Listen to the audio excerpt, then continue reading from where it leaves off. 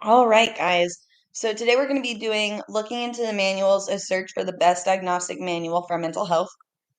The study of mental health has advanced significantly over the past century, relying on comprehensive research to understand the brain. Two main diagnostic systems widely used are the DSM, the Diagnostic and Statistical Manual of Mental Disorders, and the ICD, International Classification of Diseases. Although both are prominent, challenges remain in accurate diagnosis due to differing criteria, leading to potential misdiagnosis of comorbid disorders.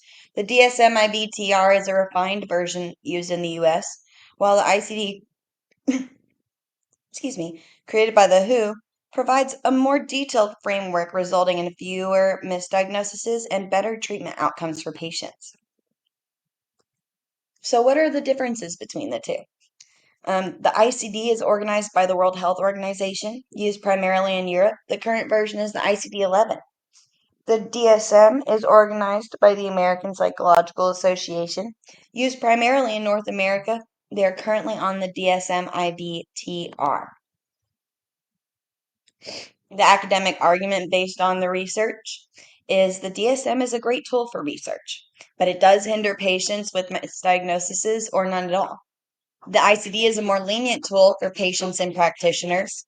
Guidelines versus criteria up to the doctor's discretion and interpretation. That's something that makes this a really strong attribute. Both have become prominent attributes to the mental health community over the past 100 years, with intensive research and many revisions.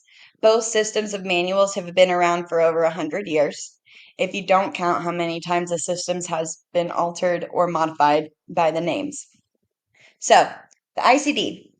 We are on the 11th version of the ICD, which came out in 2022. The first 5 were not actually called the ICD at all. They were actually created by Jacques Bertillon, who was the chief statistical and services analyst in Paris at the time. His framework is what really created the ICD for the World Health Organization when they gained access to it in the 50s and 40s, the late 50s and 40s. With that, the 5th version was finally called the International Classification of Causes of Sickness and Death, and it had over 200 titles. Titles being another word for diseases or disorders. The 6th is the International Classification of Diseases, Injuries, and Cause of Death. The 7th, 8th, 9th, 10th are all going to be the World Health Organization. These are all going to be your ICDs. The 9th edition, however, is actually not called the ICD-9. It is the ICD-8 with revisions. When we go through these, you'll see that they keep count of all of the revisions they've ever done. Same with the DSM.